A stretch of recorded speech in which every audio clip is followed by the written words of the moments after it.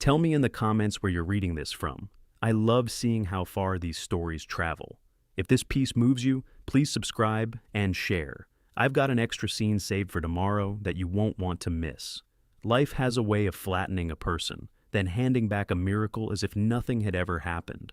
That truth settled into Maeve Calloway's bones like winter's cold, patient, unrelenting, and somehow, eventually, instructive.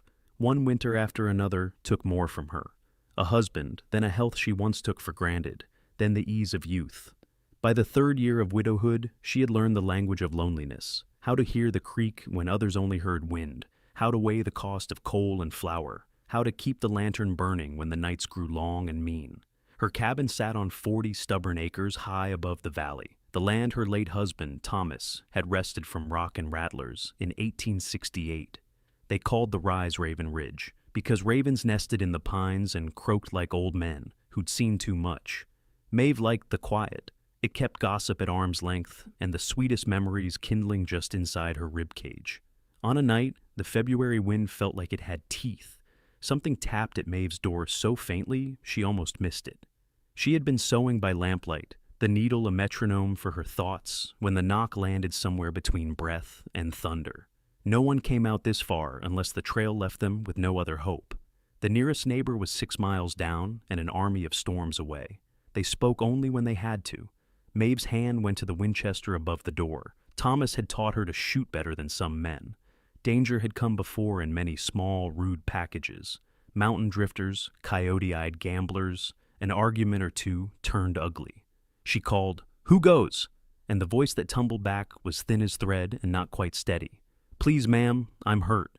If it had been a trick, she would have lived through it. Her world had hardened into caution. But there was something about the voice that made the old instincts loosen their grip, a youngness threaded through the words, a careful politeness that suggested not a liar, but a man who'd been taught to ask kindly. She opened the door a crack. Snowflakes clung to coarse shoulders. For a man, his frame was massive and oddly disproportioned, like a young tree still finding its shape. He slumped against the threshold and looked as if the night had already eaten half of him. Clothes were torn and frozen. Breath came in rattling white puffs. Maeve's first sharp thought was that he shouldn't have made it this far. "Please," he said again, and the single syllable carried so much that Maeve stepped back and opened the door fully. "Bread," he added, almost apologetic. Maeve helped him inside. Up close, the stranger might have been 17, maybe 18, young enough that the map of the world still held possibility rather than weight. He kept introducing himself with a courage that didn't reach his knees. "Jonah Mercer. Folks down in Trinidad got the fever. I walked. Don't rightly know where I'm headed." Maeve set him by the wood stove, shoveled rich stew into a bowl, and pressed warm bread into his hands. He ate like a man tasting life again. Deliberate at first, then with the hungry greed of a soul that had been given a second chance. She watched him and found his jawline familiar in a way that surprised her. Something there reminded her of Thomas at 20. All quiet promises and steady work. "You'll sleep in the barn tonight," she said when he was warm. "Got hay, it's better than waking up in snow." "I'll work for my keep," Jonah insisted. "I know my way round a homestead. I can mend, I can chop, I can repair." One night became 2, then a week, then a month. Jonah proved himself with a tireless, almost humble ardor. He mended fence posts with the patience of a craftsman, fixed the leaky barn roof that had bothered Maeve for years, and tended the horses as if they were his own.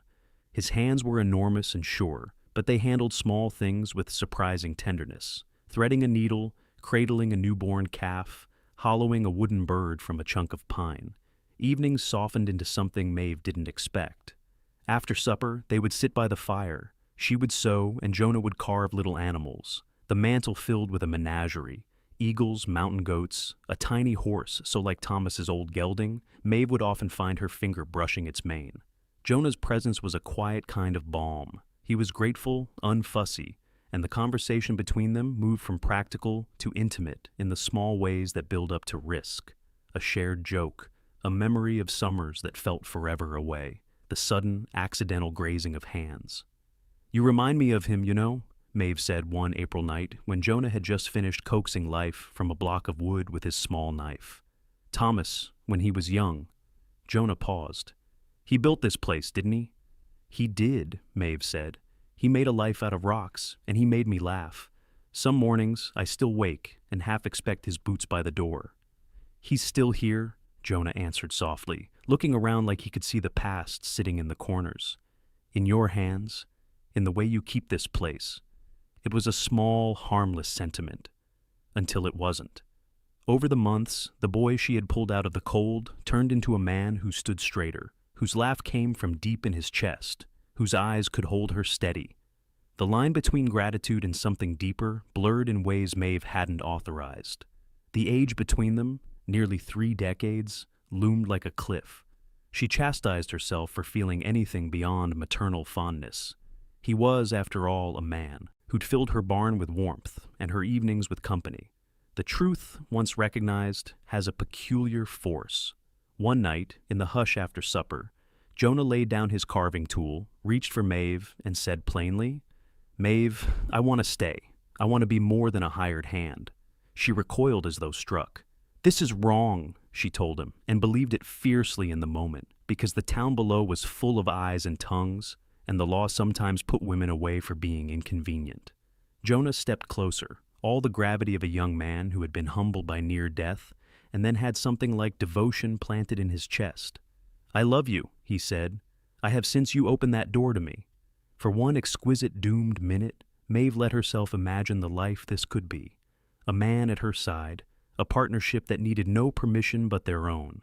Then someone knocked, loud enough to scatter the fragile world they had just begun to build. The knock at the door was a hammer of authority. Torches flashed beyond the yard, and voices, 3, at least, rose like crows. Maeve's stomach closed over the warmth Jonah had brought. She recognized one voice before the door opened, the nasal, sanctimonious cadence of Reverend Grant Loomis, carried by the wind like a sentence waiting to be pronounced. The Reverend came with company, Mayor Silas Barlow and Dr. Elias Hart, their faces as stern and self-satisfied as carved wood.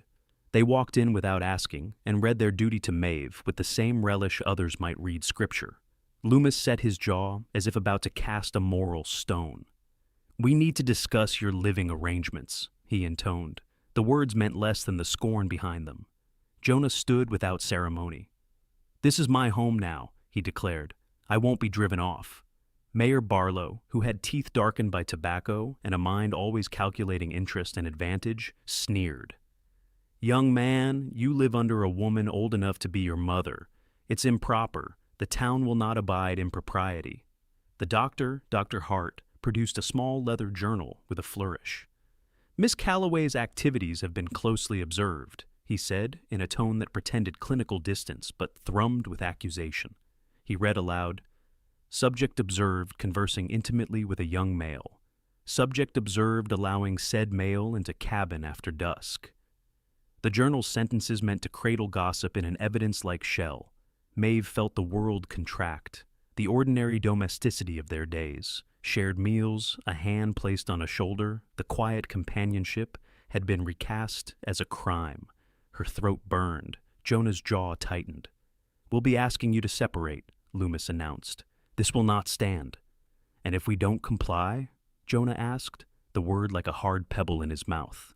Doc Hart smiled with the practiced kindness of the cruel. "Then we will have no choice but to apply to the territorial authorities, to have Miss Calloway examined and, if found unfit, committed," he said. "Her property will be seized and sold to cover any charges and, well, certain enterprising men may acquire what they need." When the 3 men left, the night seemed to reel in the wake of their audacity. But one person remained in the shadows. Mabel Crow, the valley's acknowledged gatherer of small catastrophes, who kept a ledger of scandal, like others, kept seed catalogs. She had come to feed questions and found instead a plot that smelled of coin and collusion. As the 3 conspirators mounted horses and rode away under the low moon, their confessions spilled like spilled grain. "We'll have her declared unwell and the land auctioned," Barlow said, fingers already drifting to the shape of future maps. 40 acres with a creek running through it will go cheap to the right buyers. "Surveyor Flint confirmed a vein last month," Dr. Hart added, the clinical tone gone. "We'll get what we want." Mabel crouched behind the woodpile until their figures were swallowed by night, and then she walked to Maeve's porch as a guilty conscience refusing to stay occupied. She found Maeve and Jonah clinging to each other, a belief in one another's presence now their only defense. "You want to run," Jonah whispered. "We can leave before dawn." Maeve looked at the fields, at the soil that had known her husband's hands. "Run where?" she asked. "This is the only home I have left." Mabel, who had spent years collecting other people's stories, like a woman who hoarded coal, surprised herself by speaking with the urgency of repentance. "They aren't after your morals," she said. "They're after your land. They plan to have you committed and buy your acreage at auction. I overheard them. I kept quiet because I wanted gossip. But it's wrong. I'll help if you'll have me." What Mabel offered next was audacious and raw with hope. The law in the territory still recognized marriage as a shield in certain ways. If Maeve were married, the men could not easily use the pretense of her mental instability to strip her of property without confronting the rights of a husband. Mabel knew an eccentric, Parson Amos Pike, who had a license and owed her a favor. They could marry before dawn and render the whole conspiracy a tangle of legal knots. It was a mad solution. Yet when Jonah looked at Maeve, there was no calculation, only fidelity and a fierce willingness to stake his future on a promise. "I don't want you to do this to save the land," Maeve said. "If you marry me, I want it because you mean it." "I mean it," Jonah answered without hesitation. "More than I meant anything in Trinidad, more than my fear or my hunger. I mean you." So they rode by moonlight, Mabel on her spotted mare leading the way. Jonah, and Maeve on Thomas's old gelding.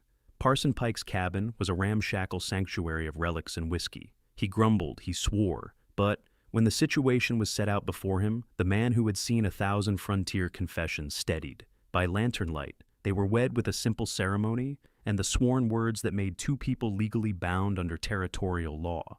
Jonah and Maeve left the cabin with a thin sheet of paper and a new name, Maeve Mercer now, in the eyes of the county, and a legal armor they hoped would hold. Dawn brought torches and men, as it nearly always did when the world believed itself in the right. Reverend Loomis led the charge, flanked by Mayor Barlow and Dr. Hart. Sheriff Gideon Lane and 2 deputies rode behind them with the seriousness of men who mistook duty for righteousness. They carried papers that smelled of certainty.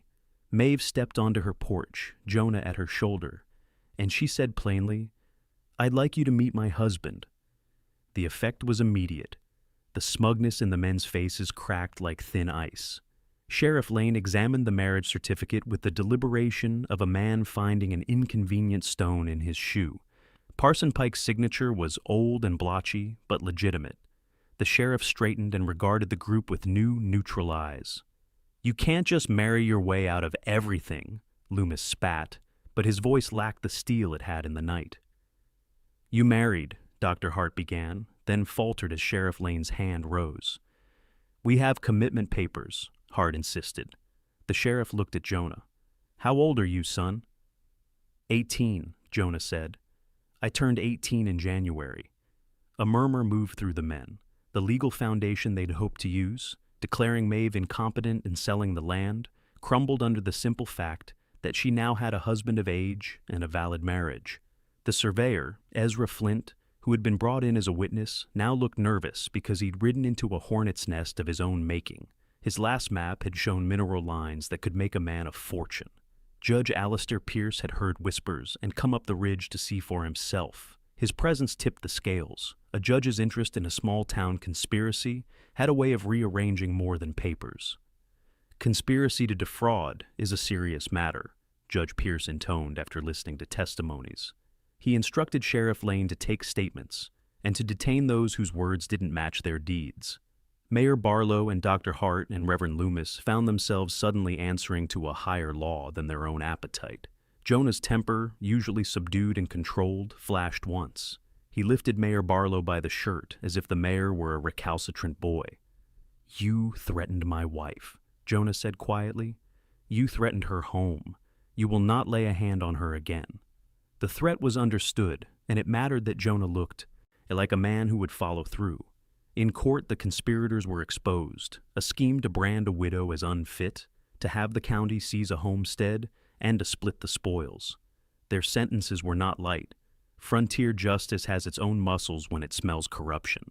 They were imprisoned and their plans dissolved like morning mist. Years polished the edges of the story. The vein Ezra Flint had whispered about proved real, rich silver that demanded a careful, honest development. With legal counsel from Denver and the steady hands of Jonah and Maeve running operations, the Mercer mine became a force in the valley. Jonah, who had once been half frozen and hungry, learned prospecting and bookkeeping, then management. He remained the same gentle giant whose fingers threaded needles when needed and carved birds on winter nights. Maeve grew into the role of matron, philanthropist, and steward. Wealth gave her broad shoulders she used to shelter others. She funded a schoolhouse, helped other widows, and supported the church that Reverend Loomis had once thought itself judge. Mabel Crow, who had been Scandal's chief steward, found in the Mercers a chance at redemption. She became the mine's meticulous bookkeeper and a fierce protector of the town's weak. She never married, but she found a kind of peace in honest work and the occasional, grudging respect of people she'd once only observed from the edges. The three men who had schemed to steal the land came out of prison and found that the valley had moved on without them. Their names were no longer invitations, but warnings in tavern tales. Judge Pierce's reputation for fairness grew, and Sheriff Lane's steadiness became a model for law in the region. On quiet evenings, Jonah and Maeve would sit on the porch of the house that rose where the old cabin had stood, watching the sun set and the mine's lanterns blink like distant stars. Jonah still whittled, Maeve still mended. They teased one another as if age meant nothing and love meant everything. "Still glad you knocked that first night?" Jonah would ask, grinning like a boy. "Depends on whether you remember your place as my hired hand," Maeve would reply, laughing. "But yes, I'm glad." They never pretended life was easy. The mine brought headaches and hardship, seasons of lean wage and seasons of plenty. They mourned neighbors, faced disputes, and learned the rhythms of mercy. But the memory that tied them like rope was that first bitter night, and the way a human hand can be like a miracle if it comes at the right time. If this story touched you, please leave a comment telling me where you're reading from. I read as many as I can. Share this with someone who loves frontier stories or unexpected miracles, and subscribe.